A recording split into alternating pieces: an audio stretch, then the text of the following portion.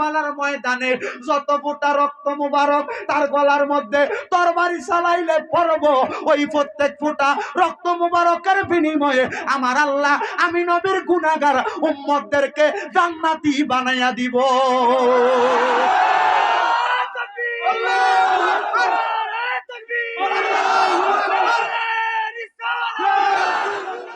লিপিবদ্ধ করে দিয়েছে যে আমি যেন শুহাদায়ে কারবালার উপর একটু বয়ান করি।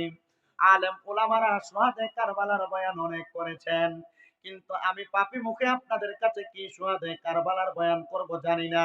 তবে আপনারা বলেন, আমরা যদি শুহাদায়ে কারবালার বয়ান আমরা মুহাব্বতের সাথে করি, ওই শুহাদায়ে কারবালার বয়ান আমরা ঈমানের সাথে গ্রহণ করার দরকার আছে না নাই?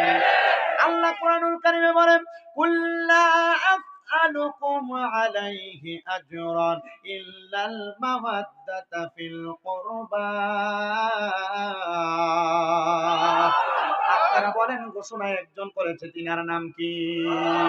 আমার আল্লাহ পাক রব্বুল আলামিন জানায়া দেয়, হাবিব আপনি তাদেরকে জানায়া দেন আমি আল্লাহ তাদের কাছে কোনো বিনিময় চাই না, আমি আল্লাহ তাদের কাছে কোনো কিছুর চাহিদা প্রকাশ করি না। তবে হ্যাঁ, ইল্লাল মাওয়াদ্দাতা ফিল কুরবা, তারা আপনার নিকটবর্তী, আমি আল্লাহ তাদের কাছে আপনার নিকটবর্তীদের ভালোবাসা চাই। এবার সাহাবায়ে কেরাম বলে, ইয়া রাসূলুল্লাহ, ইয়া হাবিবাল্লাহ, নবী গো, ও মায়ার নবী, আপনার কাছে জানতে চাই আপনার নিকটবর্তী কারা? আমার নবী ডাক দিয়ে বলেন, আমার নিকটবর্তী হলো আমার আহলে বায়াত। ইয়া রাসূলুল্লাহ, আপনার আহলে বায়াত কারা? তাদের পরিচয়টা জানতে চাই। যেহেতু কারবালার বয়াত, কারবালা এমনি এমনি হয় নাই, নবীর আহলে বায়াতের সদস্য ইমাম হুসাইন রাদিয়াল্লাহু তাআলা আনহুর শাহাদাতের বিনিময়ে ওই কারবালার ময়দান প্রতিষ্ঠিত হয়েছে। এবার আপনারা মনোযোগের সাথে শুনবেন, কারবালার বয়ানের মধ্যে কেমন সুন্দর একটা ঘটনা রয়েছে। আল্লাহর নবী রাহমাতুল লিল আলামিন নবীজি একদিন শীতের সকালবেলা নবীজি মসজিদে নববীর মধ্য থেকে বের হইলেন। আর বের হয়ে আমার নবীজি শীতের সকালবেলা কালো রঙের একটা পশমি চাদর আমার নবীজির শরীর মুবারকে মোড়ানো। আমার নবীজি ওই চাদর মুবারকটা শরীরের মধ্যে লাগাইয়া নবী আমার মা ফাতেমাতুজ জহরার ঘর মুবারকের সামনে দিয়ে চলে যাচ্ছেন। এমন টাইমে আমার নবীজি মা ফাতেমার ঘরের সামনে দিয়ে যখন যায়, আপনারা বলেন মেয়ের বাড়ির সামনে দিয়ে বাবা যখন যায়, মেয়েটাকে দেখার জন্য বাবার মন টান টান টান করে কি করে না? আমার নূরের নবীজি রাহমাতুল লিল আলামিন নবীজি মা ফাতেমার ঘর মুবারকের সামনে দিয়ে যখন যায়, আমার নবীজি মা ফাতেমার কলিজার টুকরা দুইটা সন্তান হযরত ইমাম হাসান আর হযরত ইমাম হুসাইন রাদিয়াল্লাহু তাআলা আনহুর একটু মায়া লাইগা গেল। আমার নবীজি তাদেরকে দেখার জন্য তাদের হুজরা মুবারকে ঢুকেছে। এ যুবক ভাইরা, এ মুরব্বি বাবাজিরা, পর্দার অন্তরালের মা বোনেরা, ওই হাসান হুসাইনের পরিচয়টা যদি তোমাদেরকে দিতে চাই, আজকে তোমরা তো কষ্ট করে জান্নাতের বাগান মাহফিল শুনতেছ। এই জান্নাতের বাগান মাহফিল শোনার কারণে যুবকরা তোমরা একটা বিশ্বাস অন্তরে রাখবা, আমার আল্লাহ তোমাদেরকে জান্নাত প্রদান করবে। কিন্তু তুমি যদি কালাইনের বৈরবপুর থেকে তুমি যদি শিলচর যাইতে হয়, একা একা যাও না, তোমার সঙ্গে একজন বন্ধু বানায় তারে তোমার সাথী বানায় নাও। এবার তোমার মনে প্রশ্ন থাকতে পারে, হুজুর আমি তো জান্নাতের মধ্যে যাইতে চাই, আমরা ভারতের কালাইনের মুসলমানেরা আমরা সবাই তো জান্নাতে যাইতে চাই, কিন্তু আমরা জান্নাতের মধ্যে কার সঙ্গে থাকবো? আমার মুমিন মুসলমানের দলেরা, আল্লাহর হাবিব সাল্লাল্লাহু আলাইহি সাল্লাম নবী আমার ঘোষণা করতেছে, আল হাসান ওয়াল হুসাইন সাইয়্যিদা শাবাবি আহলিল জান্নাহ। আমার নবী বলতেছে হাসান হুসাইন হইল জান্নাতের যুবকদের সরদার। এই যুবকেরা তোমরা যদি আজকের মাহফিলে তোমরা শেষ পর্যন্ত ইমাম হাসান হুসাইনের মহব্বতে বসতে পারো, তাহলে ইন্তেকাল করার পরে তোমরা জান্নাতে যার সঙ্গে থাকবা তিনি হইল ইমাম হাসান হুসাইন। জোরে বলেন সুবহানাল্লাহ। মা ফাতেমার নয়নে মনি হযরত আলীর জান, মা ফাতেমার নয়নে মনি হযরত আলীর জান, ইমাম হোসেন শহীদ হলো কারবালার ময়দানে, ইমাম হোসেন শহীদ হলো কারবালার ময়দান। দয়ালে নবীর জবানে কারবালার বয়ানে, দয়ালে নবীর কারবালার বয়ানে আওলাদে রাসূল শহীদ হবে হাদিসে প্রমাণে, ইমাম হোসেন শহীদ হলো কারবালার ময়দানে, ইমাম হোসেন শহীদ হলো ঈদের দিনে নতুন পোশাক পরেন সকলে, হাসান হোসেন কান্দে নানা পোশাক দাও বলে, ঈদের দিনে নতুন পোশাক পরেন সকলে, হাসান হোসেন কান্দে নানা পোশাক দাও বলে, দয়াল নবী করল দোয়া ও গো রাব্বানা, জান্নাত থেকে কুদরতের পোশাক পাঠাও না, লাল সবুজের সেই পোশাকে কারবালার ঈশান, লাল সবুজের সেই পোশাকে কারবালার ঈশান, ইমাম হোসেন শহীদ হলো কারবালার ময়দান, ইমাম হোসেন শহীদ হলো কারবালার ময়দান। তাহলে যুবকেরা বলো, আমরা সবাই ইন্তেকালের পরে ইমাম হাসান হোসাইনের সদারতে জান্নাতে থাকতে চাই কি চাই না? আমার নবী মা ফাতেমার ঘর মুবারকের মধ্যে যখন ঢুকলেন, আমার নবীজি তাদেরকে সালাম প্রদান করলেন, আসসালাতু ওয়াসসালামু আলাইকা ইয়া আহলে বায়াত। আমার নবী যখন তাদেরকে সালাম দিলেন, নবী আমার দেখলেন আমার নবীজির সম্মুখে হযরত আলী কাররামাল্লাহু ওয়াজহু আগমন করতেছে, যিনি হইলেন ইসলামের চতুর্থ খলিফা।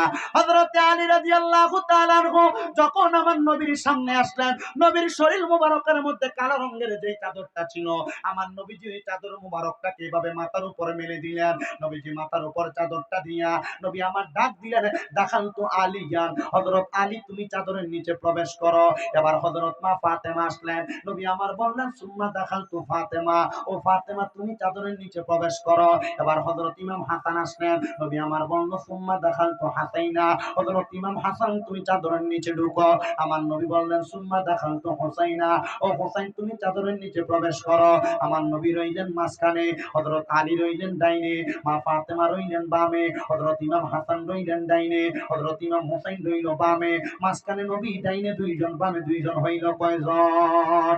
এই পাঁচজন। এরা হলো নবীর আহলে বায়াত। এই পাঁচজন একসাথে হইয়া আমার নবীজি আল্লাহর কাছে দোয়া করতেছে, আল্লাহুম্মা হাউলাই আহলু বাইতি, আল্লাহ আপনি এদেরকে কবুল করেন, এরা হলো আমার আহলে বায়াত। এমন টাইমে আমার নবীর একজন স্ত্রী মা ফাতেমার ঘরের মধ্যে ছিলেন।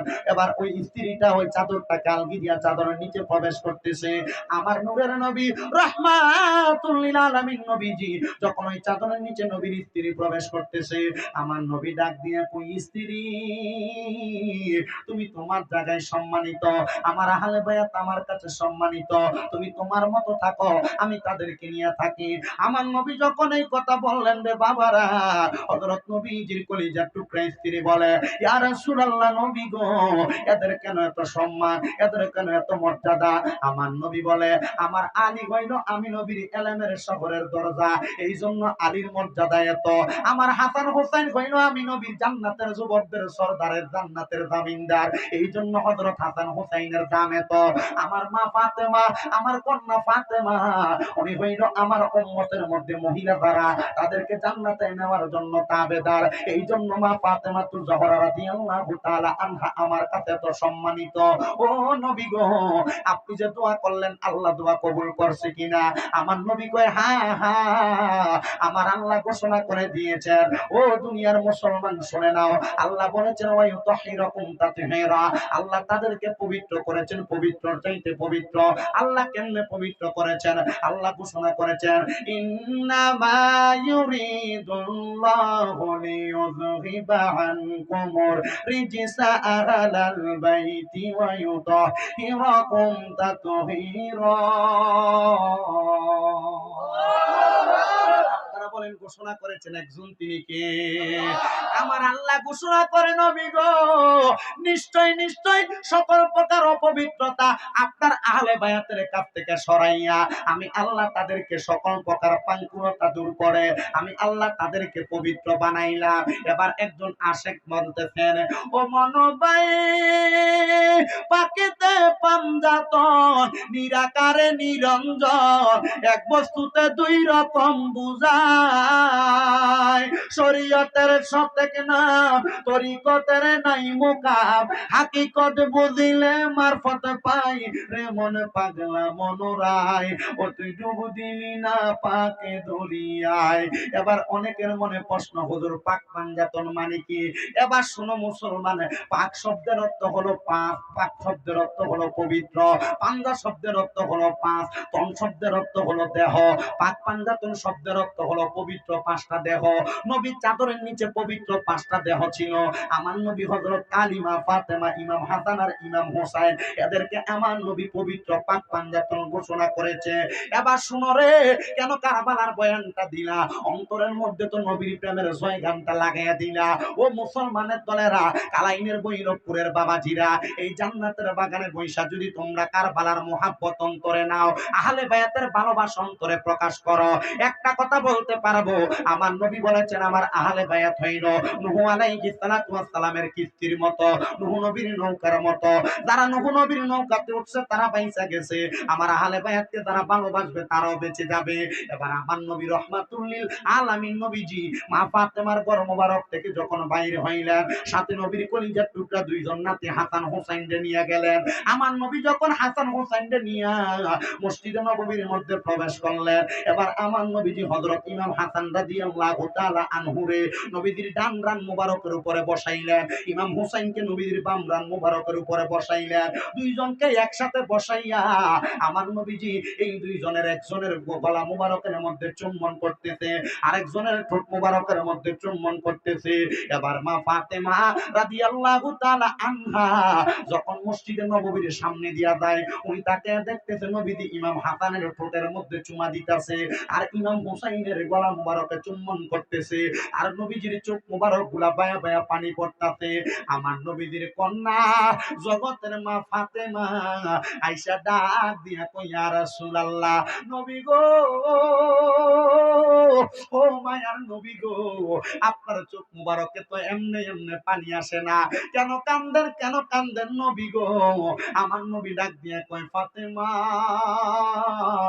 আমি নবী তো এমনে এমনে কান্দি না। নবী কেন কান্না করেন?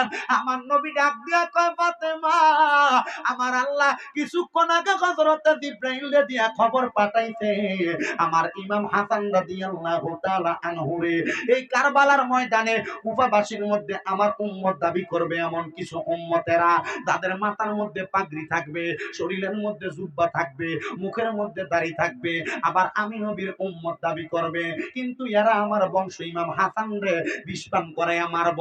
নবী গো, ও নবী গো, মাথায় পাগড়ি টুপি থাকবো, দাড়ি থাকবো, পাঞ্জাবি থাকবো, আবার আপনার উম্মতের মধ্যে এরা উম্মত দাবি করব। ও নবী, আপনার নাতিরে মারব। নবী, আপনার নাতিরে নাকি আপনার উম্মতের জান্নাতের জামিনদার, তাহলে আপনার উম্মতের জামিনদার ওয়ালা ওই হাসান রে কেন মারব? আমার নবী কয়, একমাত্র মসনদের লোভে তারা আমার নাতির গলা মুবারকের মধ্যে ছুরি চালাইব, মসনদের লোভে তারা আমার নাতিরে মুখের মধ্যে বিষপান করাইব।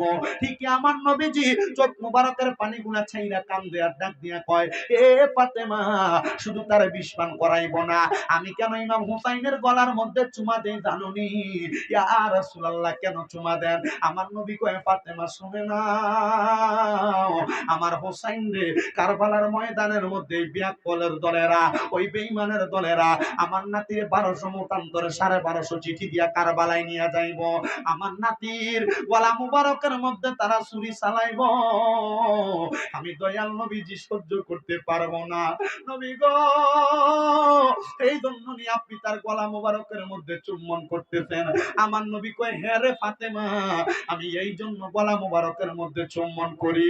ও মায়ার নবী গো, নবী গো, নবী গো, আপনি আমার আল্লাহর কাছে একবার দোয়া করেন না, আমার আল্লাহ যেন এই দোয়াটা কবুল করে নেয়, আমার হোসেনদের যেন কারবালার ময়দানে তারা কতল না করে দেয়। আমার নবী কয়, ফাতেমা রে, ও ফাতেমা, আমি কেমনে দোয়া করতাম রে? আমার আল্লাহ তো বলছে আমার হুসাইন কারবালার ময়দানে যত ফোঁটা রক্ত মুবারক তার গলার মধ্যে তরবারি চালাইলে পড়ব, ওই প্রত্যেক ফোঁটা রক্ত মুবারকের বিনিময়ে আমার আল্লাহ আমি নবীর গুনাহগার উম্মতদেরকে জান্নাতি বানাইয়া দিব।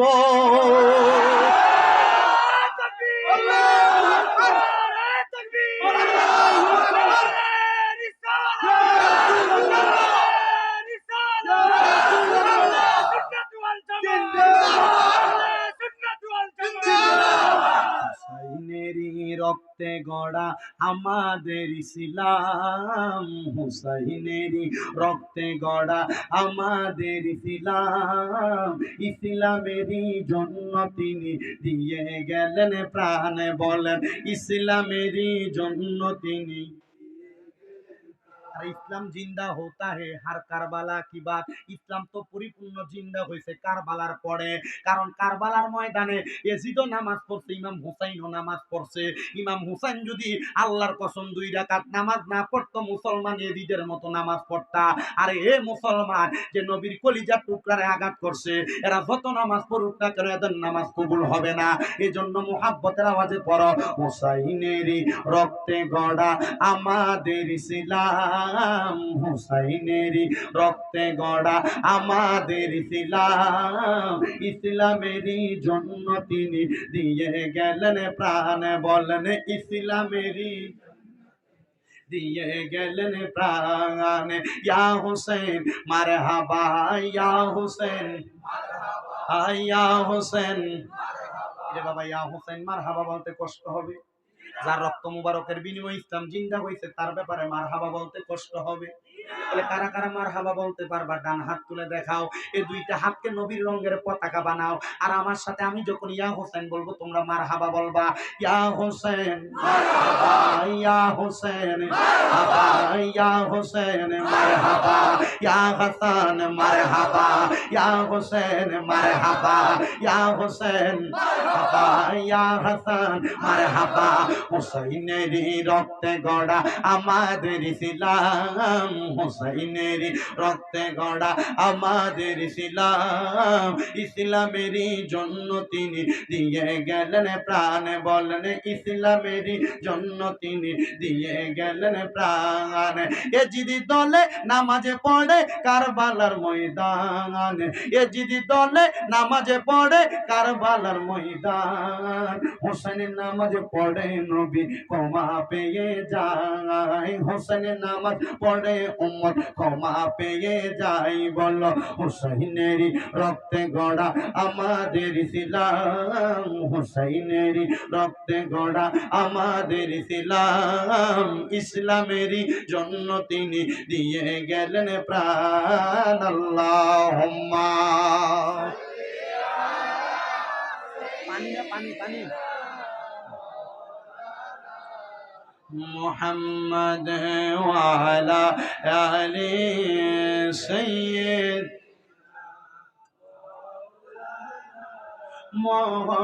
মুহরমের 10 তারিখে কি গোটাইলে রব্বানা, কলিজা ফাটিয়া যায় গো শুনলে তাহার বর্ণনা। আল্লাহুম্মা সাল্লি সুরে পানি কই মুহাম্মদ ওয়ালা আলি সাইয়্যিদিনা। আমার নবী ডাক দিয়া কয় ফাতেমা রে,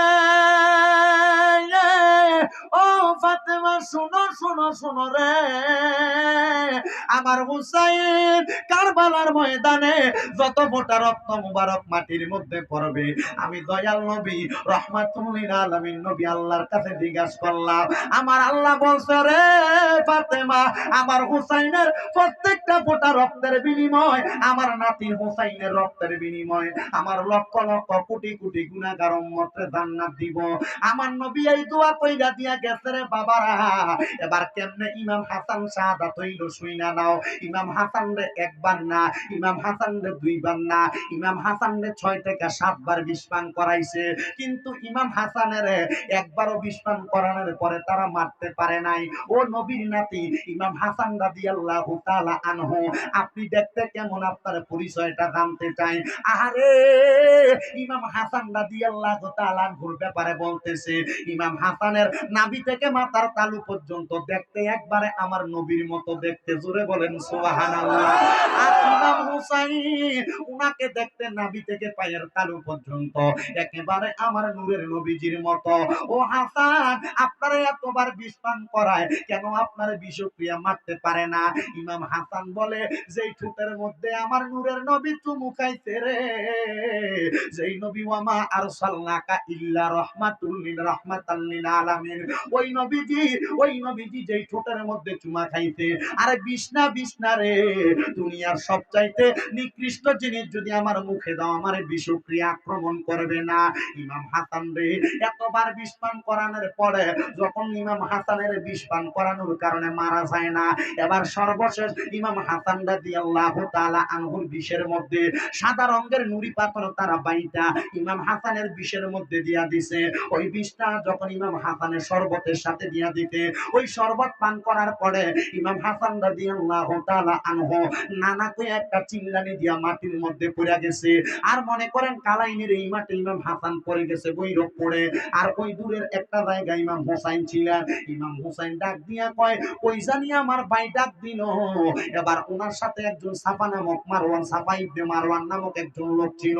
উনি ডাক দিয়া কয়, আপনার ভাই কেন ডাক দিবে? বলে, হ্যাঁ নিশ্চয়ই আমার ভাই ডাক দিয়েছে। বলে, আপনি বুঝলেন কেমনে? কয়, দুনিয়ার সন্তানেরা ব্যথা পাইলে মাগো কইয়া চিল্লানি দেয়, দুনিয়ার মানুষ ব্যথা পাইলে আল্লাহ গো কইয়া ডাক দেয়, কিন্তু আমাররা দুই ভাই এমন নানার পাগল, আমরা যখন ব্যথা পাই আমরা আমার নানারে স্মরণ করি। কারণ ওই নানা হইল আখিরি জামানার পয়গাম্বর নবী মুহাম্মদ মুস্তাফা আহমদ মুস্তাফা সাল্লাল্লাহু আলাইহি ওয়াসাল্লাম, ওই নবীজি। এই জন্য আমরা বারে বারে ওই নবীরে নানা কইয়া ডাক দেই। এবার ইমাম হুসাইন যখন ওই ইমাম হাসানের সামনে গেছে গো, ইমাম হাসানের সামনে যাওয়ার পরে লক্ষ্য করে দেখতেছি ইমাম হাসান একবারে মরুভূমির বালির মধ্যে ঘোরাঘুরি করতেছে। হযরত ইমাম হুসাইন ডাক দিয়া কয়, ও ভাই আপনি কেন ঘোরাঘুরি করেন? বলে, বিষক্রিয়া আমার এখন পর্যন্ত কষ্ট দিতেছে। ও ভাই, আপনারে কে বিষ পান করাইলে একটা বার কি বলবেন নি? বলে, আমার দুনিয়ার যে বিষ পান করা কেন বলতাম? বলে, এখনই তার গর্দান আমি আলাদা করে দিব।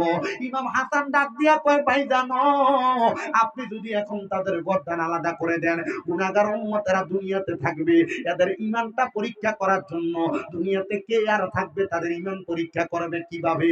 এই জন্য তাদেরকে এখন আপনি মাইরেন না।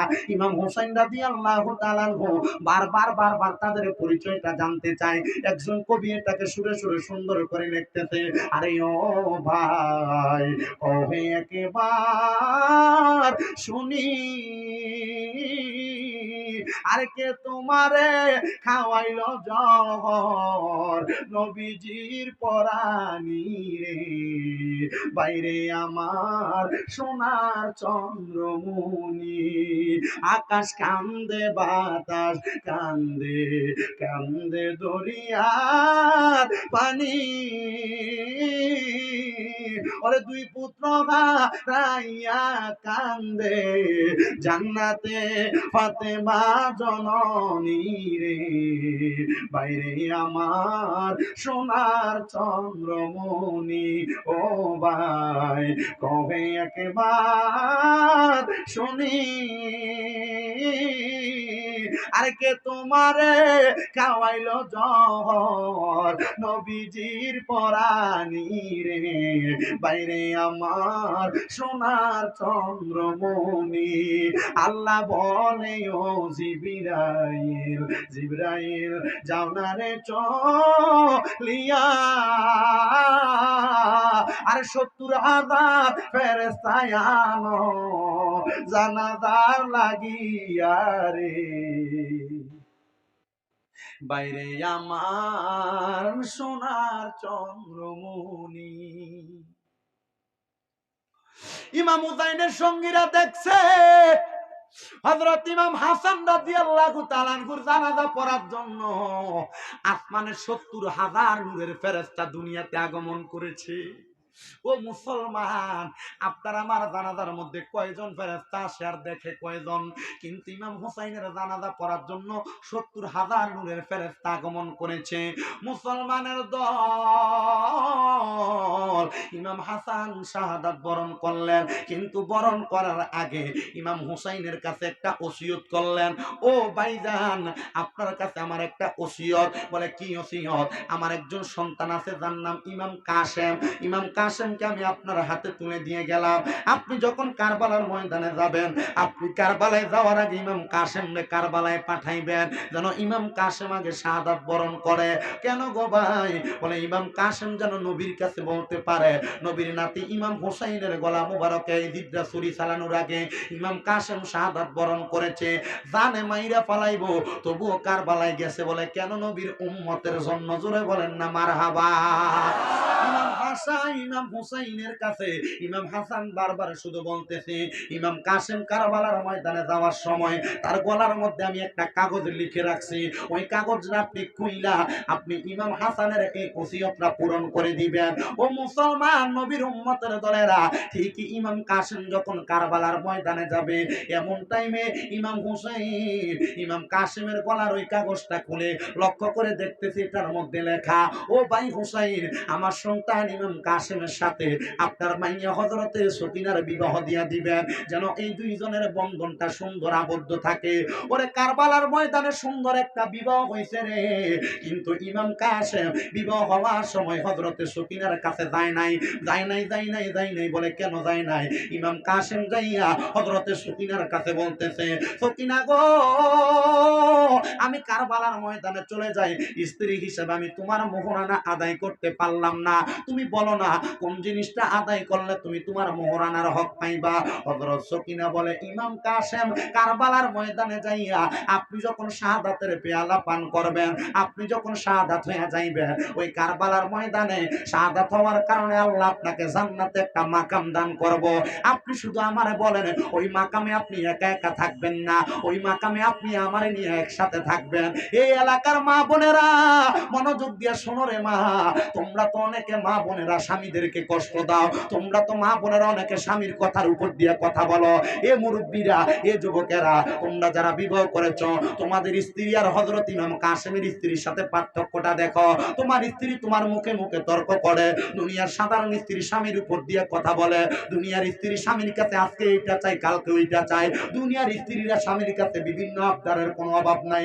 আর ইমাম কাসেমের স্ত্রী কয়, আপনি চলে যাবেন অসুবিধা নাই, আপনি শুধু আমার ওয়াদা দেন, আপনি জান্নাতে গেলে আপনার সাথে আমার জান্নাতে রাখবেন নি। আর আমার মা বোনেরা, স্বামীর সঙ্গে জান্নাতে যাওয়ার কথা বলবো দূরের কথা, সকালবেলা স্বামীর ফজরের নামাজ থেকে উঠাইয়া তো দেয় না, উল্টা নিজেও ঘুমাইয়া থাকে। বাদানো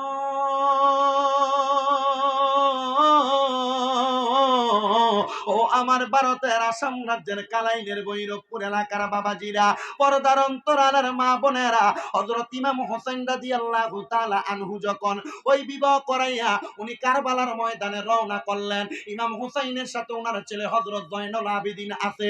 যাইতে কারবালার ময়দানের মধ্যে যখন প্রবেশ করলেন, ওই কুফার ময়দানে যাওয়ার আগে কারবালার ময়দানে যখন প্রবেশ করলেন, প্রবেশ করার সাথে সাথে ইমাম হোসেন তাবু বানানোর জন্য হাতের মধ্যে একটা তরবারি নিয়া হযরত জয়নাল আবেদিন নিয়ে যখন রওনা করলেন, রওনা কইরা ওই তরবারি দিয়া হযরত ইমাম হোসেন যখন খেজুর গাছের ডালের মধ্যে আঘাত করলো, খেজুর গাছের ডালে কোনো কষ থাকে না, খেজুর গাছের ডাল থেকে কোনো কষ বাহির হয় না, কিন্তু ইমাম হোসেন যখন কারবালার ময়দানের মধ্যে যাইয়া খেজুর গাছের ডালের মধ্যে কোপ দিলেন, লক্ষ্য করে দেখলেন খেজুর গাছের ডাল দ্বারা রক্ত বের হচ্ছে।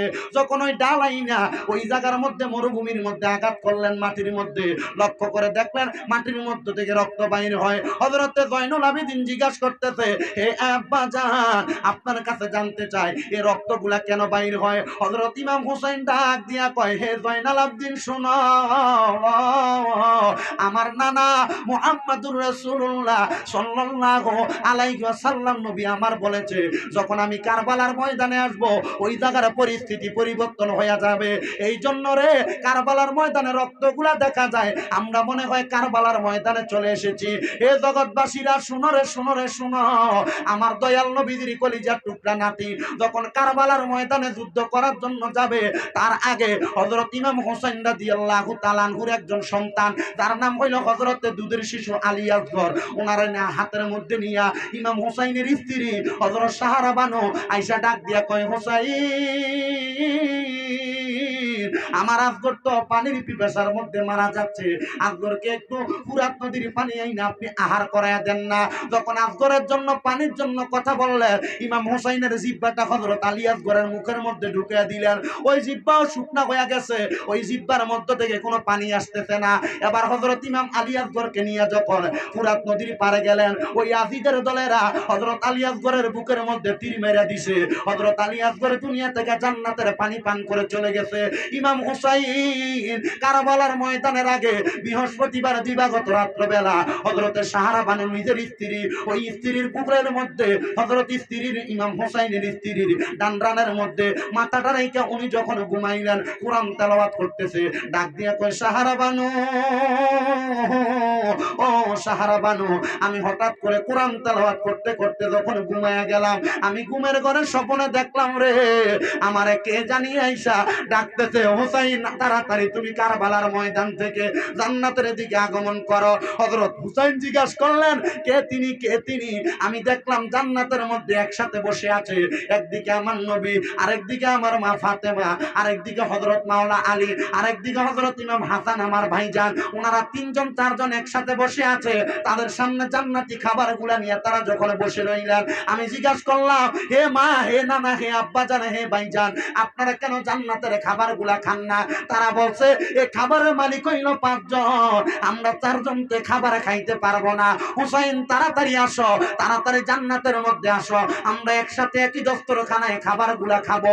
এ মুমিন মুসলমানের দলেরা ইমাম হুসাইন পরের দিন সকালবেলা কারবালার ময়দানে রওনা করলেন। যুদ্ধ করতে করতে করতে করতে লক্ষ্য করে দেখলেন, ওই আজিদের দলের ইমাম হুসাইনের গলা মুবারকে ছুরি চালাইব। ইমাম হুসাইনের দুলদুল গোরার পায়ের মধ্যে তীর মেরে দিছে। ওই তীরটা যখন মারছে রে বাবারা, ইমাম হুসাইন রাদিয়াল্লাহু তাআলা ঘুমাতিতে পড়ে গেলেন। এবার ওই আজিদের দলেরা ইবনে জিয়াদ নামক একজন লোক ইমাম হুসাইনের বুক মুবারকের উপরে বৈশা ইমাম হুসাইন রাদিয়াল্লাহু তাআলা আনহুরে এমন ভাবে দুনিয়ার জমিনের মধ্যে আঘাত করতে লাগলেন। ইমাম হুসাইন কই, এই বুকের মধ্যে তোমরা বইসো না, কারণ এই বুকের মধ্যে আমার নবী সব সময় আদর করেছে, আমার নবী বুক লাগাইয়া আমি ইমাম হুসাইনকে আদর করেছে। ইমাম হুসাইন বারবার বারবার যখন এই কথা বললেন, ইমাম হুসাইন বলে, তোমরা আমার গলার মধ্যে ছুরি চালাও। ওনাকে বারবার কতল করার চেষ্টা করে, কিন্তু ছুরি দ্বারা ইমাম হুসাইনকে মারতে পারতেছে না। এ কারবালার ময়দানে কেন মারতে পারে না? ডাক দিয়া কয়, কারণ আমার নবীজি ছোটবেলায় আমার গলার মধ্যে দিনে রাতে চুম্বন করেছে, এই জন্য তোমরা আমার গলা কাটতে পারতেছ না। বলে, আমার 2 রাকাত নামাজের সুযোগ দাও, তারপর তোমরা আমার গর্দানের পেছনের অংশ দ্বারা কাটতে পারবে। ইমাম হুসাইন কারবালার ময়দানের মধ্যে 2 রাকাত নামাজের নিয়ত করলেন, 1 রাকাত নামাজ পড়লেন, দ্বিতীয় রাকাতের যখন একটা সেজদা দিলেন, ইবনে জিয়াদের মারওয়ান ইবনে আওয়া নামক একজন লোক ডাক দিয়ে বলতেছে, এ জিয়াদের দলেরা, এই ইয়াজিদ বাহিনীরা, হুসাইন যদি আরেকটা সেজদা দেয়, আল্লাহর কসম হুসাইনের তরবারির আগা থেকে কেউ বাঁচতে পারবে না। বলে, কেন রে, কেন? কারণ মুসলমানের ধনী হলো আল্লাহু আকবার, মুসলমানের সবচাইতে শ্রেষ্ঠ সম্পদ হলো আল্লাহু আকবার। মুসলমান যদি আল্লাহু আকবার বলে মাঠে নামে, আল্লাহর কসম মুসলমানদেরকে কেউ দাবাইয়া রাখতে পারবে না। আল্লাহু আকবার, আল্লাহু আকবার, জিন্দাবাদ, জিন্দাবাদ, মুসলমানের দল কিন্তু অনস্বীকার্যভাবে ইসলামের জন্য ছাড়া অন্য কোনো বিষয়ে কারোর সাথে মারামারি করা যাবে না, দ্বন্দ্ব করা যাবে না। কোনো হিন্দু বলেন, সনাতন ধর্মাবলম্বী বলেন, এদের সাথে কখনো ঝগড়া করবেন না। আমার নবী বলেছেন, তোমরা তোমাদের ধর্ম নিয়ে থাকবে, যার যার ধর্ম তার কাছে বড় মর্যাদাবান, এদের ধর্মকে তোমরা ঘৃণা করবে না, তবে তোমরা তোমাদের ধর্মটাকে ভালোভাবে পালন করবা, এদের সাথে কোনোদিন কোনো দ্বন্দ্বের মধ্যে যাবে না। তবে মুসলমান একটা কথা মনে রাখবে, রাখবা, ইসলাম ধর্মের উপর আঘাত আসলে কোন মুসলমান কোনদিন ঘরে বসে থাকবে না। হুসাইন ডাক দিয়া বলতেছে, আমি যখন নামাজ পড়লাম রে, নামাজ পড়ার পরবর্তী সময়ে তারা আমারে পরিপূর্ণ নামাজ পড়তে দেয় নাই। ইমাম হুসাইন রাদিয়াল্লাহু তাআলা আনহুর 3টা সাজদা দিয়েছে, একটা সাজদা বাকি ছিল। ইমাম হুসাইনের গর্দানের মধ্যে তাড়াতাড়ি ছুরি চালাইয়া দিতে, আর শুধু ছুরি চালায় নাই, ছুরি চালাইয়া গর্দান আলাদা পড়ে আছে, দেহটা আলাদা পড়ে আছে।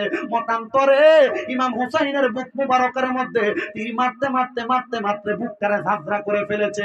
শোনো রে, মা ফাতেমা দুনিয়াতে থাকা অবস্থায় আমার নবী এই কল্লা কাটার ঘটনা যখন বললেন, আমার নবীজিরে মা ফাতেমা ডাক দিয়া কয়, নবী গো, দুনিয়া থেকে যাওয়ার আগে মাত্র 2 রাকাত নামাজ আদায় করবে হুসাইন, পরিপূর্ণ পড়তে দিবে না।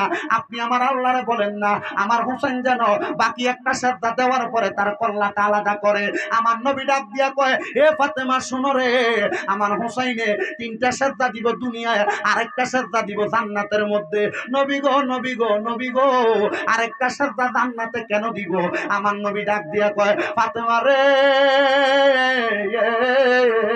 আমার হুসাইন যখন জান্নাতের মধ্যে আরেকটা সাজদা দিব, আল্লাহর কুদরতি কদমে দিব, আল্লাহর কুদরতি কদমে সাজদা দিয়া আমার হুসাইন মাথা উঠাইবে না, মাথা উঠাইবে না। নবী গো, কেন কেন কেন গো? আমার নবী ডাক দিয়া কয়, আমার হুসাইন ওই জায়গার মধ্যে থাইকা যতক্ষণ পর্যন্ত আমার গুনাহগার লক্ষ লক্ষ কোটি কোটি উম্মতকে আল্লাহ জান্নাত না দিব, আমার হুসাইন জান্নাতের মধ্যে মাথা উঠাইবে না। মুসলমান, যেই হুসাইন আপনার জন্য আমার জন্য ওনার সাজদা দিবে, মাথা উঠাইবে না, যেই হুসাইন ওনার নিজের জীবন দিয়া দিল, আপনারা বলেন ওই হুসাইনের ভালোবাসা, ওই হুসাইনের মুহাব্বত আমরা সবার অন্তরে আছে না নাই?